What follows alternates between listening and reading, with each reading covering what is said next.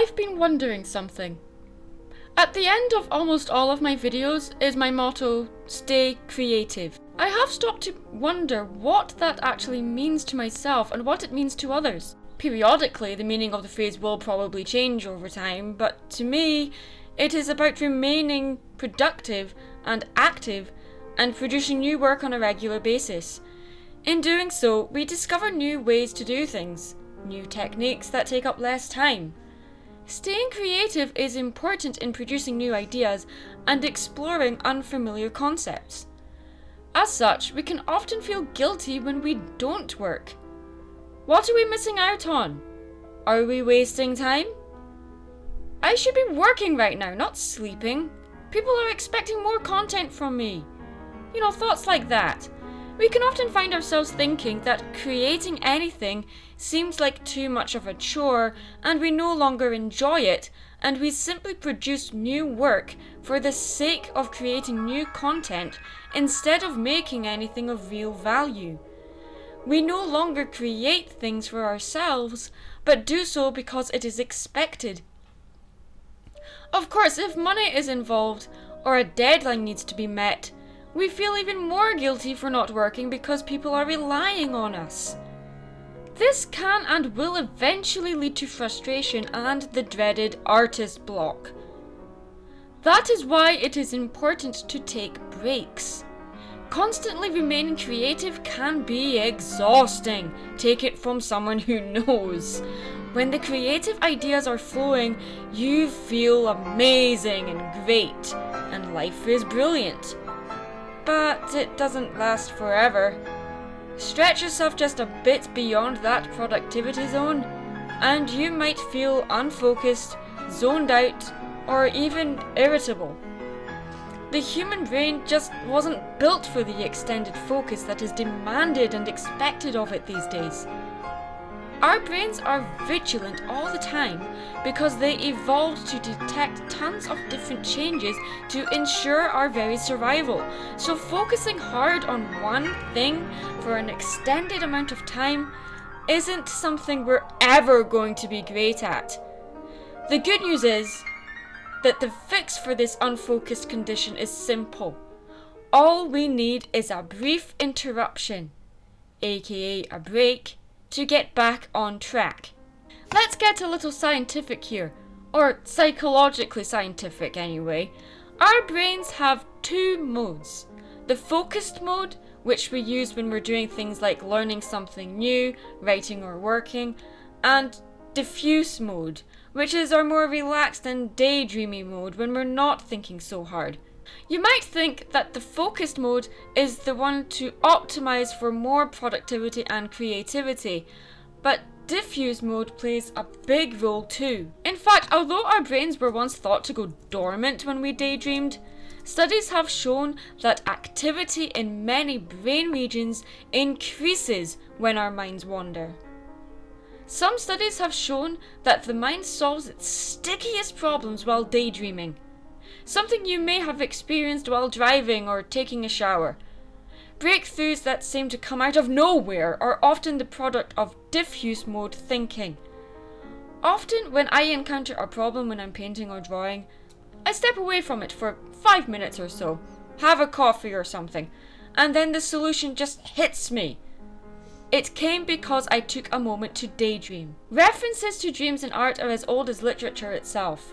The story of Gilgamesh, the Bible, and the Iliad all describe dreams of major characters and the meanings thereof. However, dreams as art without a real frame story appear to be a later development, though there is no way to know whether many pre-modern works were dream-based. In the late 19th and early 20th centuries, symbolism and expressionism introduced dream imagery into visual art. Expressionism was also a literary movement, and included the later work of the playwright August Strindberg, who coined the term dream play, for a style of narrative that did not distinguish between fantasy and reality.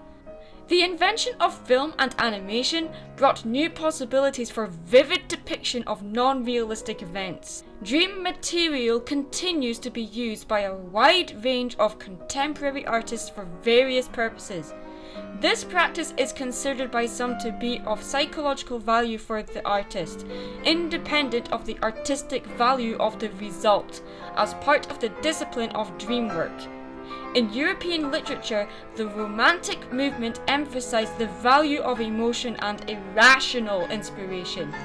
Visions, whether from dreams or intoxication, served as a raw material and were taken to represent the artist's highest creative potential. Daydreaming leads to creativity, guys, and creative activities teach us agency, the ability to change the world, to mold it to our liking, to have a positive effect on our environment. It is a short-term detachment from your immediate surroundings during which a person's contact with reality is blurred and partially substituted by a visionary fantasy, especially one of happy, pleasant thoughts, hopes or ambitions, imagined as coming to pass and experienced while awake. For example, in the late 19th century, Tony Nelson argued that some daydreams with grandiose fantasies are self-gratifying attempts at wish fulfillment. Still in the 1950s, some educational psychologists warned parents not to let their children daydream for fear that the child may be sucked into neurosis and even psychosis. Negative aspects of daydreaming were stressed after human work became dictated by the motion of the tool, as craft production was largely replaced by assembly line that did not allow for any creativity. No place was left for positive aspects of daydreaming. It not only became associated with laziness, but also with danger. Take it from someone who has worked in assembly lines and factories for some periods of time. In an environment like this, daydreaming is discouraged and is often a punishable thing, might it be accidental or by someone who is in charge of you in your workplace. It happens in schools all the time. I myself still remember being punished for letting my mind wander when I was supposed to be studying or listening to a lecture.